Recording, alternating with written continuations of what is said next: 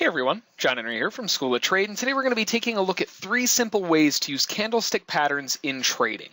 So candlesticks by themselves, if you're to strip off everything from the chart, all the indicators that you use and all the other stuff that's on there, and just look at price action, whether it's a 5-minute chart, a 10,000 tick chart, whatever you want to use, as long as the candlesticks have a variable open, high, low, and close, you can use them just to confirm your position or your direction on a trade.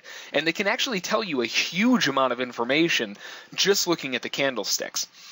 So taking a look at the candlesticks, there's a couple different ways you can look at them. Yes, you can use patterns like dojis and haramis and all these different candlestick patterns, but in reality, if you break it down and you look at the candlestick patterns themselves, it really comes down to looking at candlesticks in basically 2 different ways. You either have a trending candle or a non-trending candle.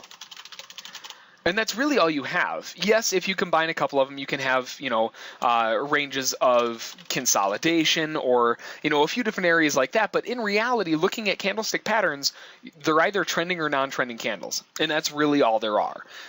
You can add whatever fancy name you want on them, but it's not necessarily the name of the candlestick that makes it important, more so where, the open, high, low, and closes end up on those actual candles. So taking a look at a couple examples here of candlestick patterns, you really want to find, when you're getting into a position, whether it's long or short, you want a candlestick that confirms your direction. So if you're looking to get short, you want a bearish confirmation candle, or if you're looking to get long, you want a bullish confirmation candle. You don't want to go long against a bearish confirmation candle because that doesn't make any sense. So as an example, looking back a little bit earlier here on crude oil, we can see a few things happened here. We had this little bit of a sell-off that kind of came down and brought prices a little bit lower here, where then prices were picked back up off of these lows. And there's a lot of clues that this was going to happen. Along the way down, when we started reaching into these highs here, we had a lot of wicks on the highs. And we could see that every time the bulls started coming in and really trying to drive price higher, it was rejected. Now, along with that, in this area up at the top here, we also had a lot of wicks at the lows. And that gives us another big heads up that this is more just kind of a consolidation area. We're not really trending. In reality, we're not really going anywhere as of yet. But if we look at this area here and we zoom in a little bit on it here, we can do a couple things with this. And let me get my crosshair out of the way. There we go. So we can do a few things with this area. Now, we moved into this consolidation area pretty much after this candle formed. And from there, we just basically chopped around for a little while. Now, what we can do with this area is called candlestick math. And you can crunch these candlesticks together to try to figure out in the long term how this actually looks. And the way to do that is just to simply add up the beginning point and the end point and just combine them into one big candlestick. So as an example, the open was right here on that bullish candle that came across. The close, when we started actually breaking out of this consolidation area, was really this one right here, was that candle. You could also argue that candle, even this candle down here if you wanted to, but really the first candle that really dug out of this consolidation and stuck was this one right there. So what we'll do is we'll use that candle's close, and we'll just draw a box from that close to our open line, and now we've got the body of the candle. So if you were to fill this in with, say, red, because the open and the close, the way that this actually trended in direction is a bearish candle. So this whole inside of this candle will just be a big red candle right here. So we'll just fill that in with red to make it easier there. Now, along with that, looking at the overall move itself, we also have wicks, right? Candlesticks have highs, lows, opens, and closes. So we need to measure the highs as well. So we'll go from the middle of it, and we'll just go up to the high point of the wick, which happened back there. So that's the wick high. And if we look on the lows, it was really just that one low down there. So we can just draw a wick to the lows down there. And now what we're left with, if we zoom out a little bit, is a bearish candle. Yes, this area was a full area of consolidation, but the tendency of that entire area or direction was bearish. And that gave us a big heads up that we should expect to see price react similarly to the fact that we didn't really have a whole lot of wick on the bottom, a lot of wick on the top, and we're seeing rejection from the sellers at these highs. We should see price fall off from that location. So yes, even though this whole area was an area of consolidation, we could see that ahead of time we would expect prices to fall more so than rise. Now, as we fell down here, what did we start to see? We had a couple bearish trending candles, and what I mean by bearish trending candles is something like this, where there's not really a lot of wick. If you're going to have wick, it'd be preferred to be on the top side for a bearish candle, and you don't want to see much wick on the lows because it's a bearish candle. We want to see it close as close to possible in the lows. A perfect example of this is this candle right there. We have absolutely no wick on the lows, a little bit of wick on the highs, and we closed right down at the bottom. So that's a perfect bearish candle, and that's a trending candle because we closed towards the lows. An example of a non-trending candle would be something like this, where we've got a decent amount of wick at the top, a large amount of wick at the bottom. Yes, we did close bearish.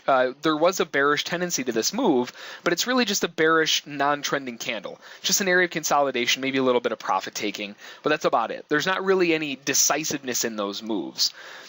And then as we started to fall again, we followed that up with a bearish continuation candle and then a doji. So more indecision, more confusion. And we started to break down to these lows again. What did we have? We have more indecision. This is basically just a giant spinning top or a big doji. You know, big wick on the bottom, big wick on the top, not really giving us a lot of direction. And the same goes for that candle, that candle, that candle, that candle, that candle. We can see that there's a lot of indecision at these lows. And every time the buyers or the sellers come in, we're really not getting a whole lot.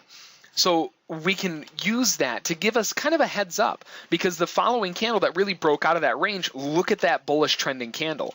No wick on the lows, no wick on the highs, fully, completely green. Very bullish indication that we're rejecting that area. Now, that doesn't necessarily just give you a heads up that, okay, well, I'm just going to buy there.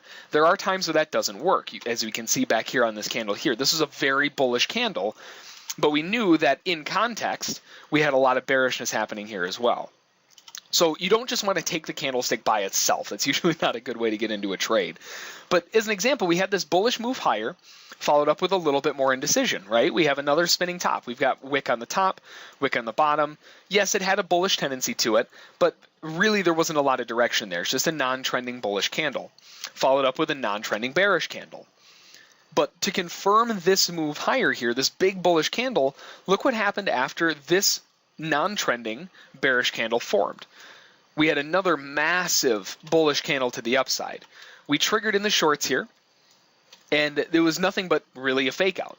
And then all of a sudden we have this gigantic bullish candle to the upside, closes very near its highs with a lot of wick towards the lows. That's a bullish continuation candle. We know that's a trending candle to the upside, and we would expect price to react similarly so that it moves back to the upside again. So it follows along with that kind of idea. So use that when you're looking to get into trades. You want to be able to see those kinds of areas where, you know, maybe you're in a short trade and you're starting to see, you know, something like we have down here where it's not looking very good to the downside. Maybe you want to tighten your stop up a little bit, or even consider taking a portion of your trade off. The market is giving you a huge heads up, regardless of what the indicators say. Price action gives you pretty much everything you need in terms of just this style of trading, where it's giving you a big heads up that you probably shouldn't be short, or if you are short, maybe not so heavy anymore. Same with going to the upside when you hit these big areas of consolidation here. We can do the same thing that we did over here with this area as well. So really, we moved into this consolidation area, I mean, really right there, even the last burst up on this candle here.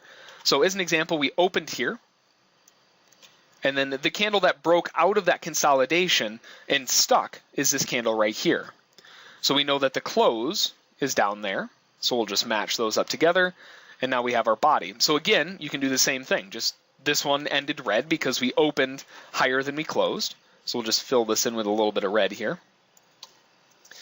And now looking at the overall wicks on both sides, we have a wick at the bottom and a wick off of the highs all the way up here. And if we zoom out on this, we can see, just like we had before over here, a big heads up that even though, yes, this is an area of consolidation, we have a really big chance that we're most likely going to be falling out of this area rather than rising higher out of it. Just because of the way that if you add these all together, we can see that there's quite a bit of a bearish tone to this consolidation area. So it's just kind of a way that you can look and kind of, give yourself more confirmation of an actual trade, regardless of the pattern that you're looking for, whether it's a flag pattern or a wedge or, whatever the pattern is. You can use these candlesticks to give you a big, big heads up. Another good example right here, earlier today on crude oil, we had this gorgeous flag pattern set up, and we can see that flag just cutting right through there. And we know that this, by nature, is going to be a bullish flag pattern. Now, where would we enter this kind of, this pattern itself? Using price action as a guide. Well, we know the highs of this area is through here, which means that the lows are, somewhere around there, and then we've got the flag setting up there.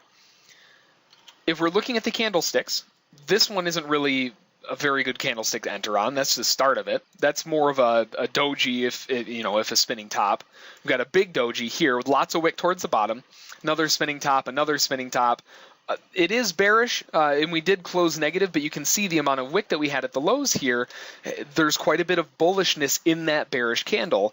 And then the confirmation candle is this guy right here. Not very big candle. It doesn't have to be very big, but it depends on where it opens, goes up to and goes down to, and where it closes. And we can see here that if we were to draw this flag up, that does close outside of the flag, and it's a very bullish continuation or trending candle, right? We've got no wick on the highs, we've got a decent amount of wick at the lows, and it's all green. A very, very bullish continuation candle, and you can see it was followed up and met in that regard. It reacted very, very bullishly as soon as that broke out. So that's how you can use those different things to get into trades or confirm a trade that you may be looking at. And it can be a really reliable source just using that. And then when you combine that with a couple indicators, whether it's a moving average or, a stochastic or whatever you enjoy using, it'll just add a really big element of confirmation to that trade itself. So that's going to be 3 simple ways you can use candlestick patterns in trading, whether you're looking to get long, short, or not get into a trade.